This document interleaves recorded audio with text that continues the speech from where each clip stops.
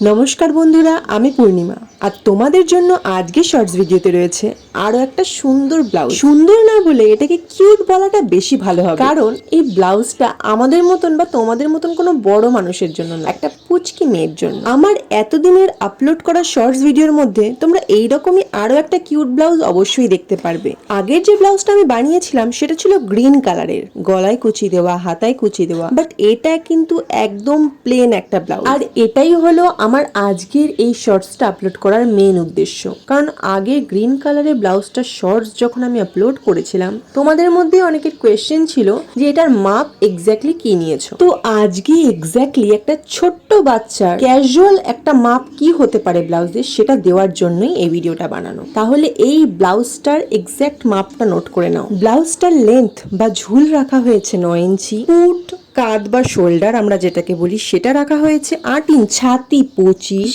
কোমর 21, front deep neck 4, back deep neck 5, হাতার ঝুল 8, মোহরি 7.5।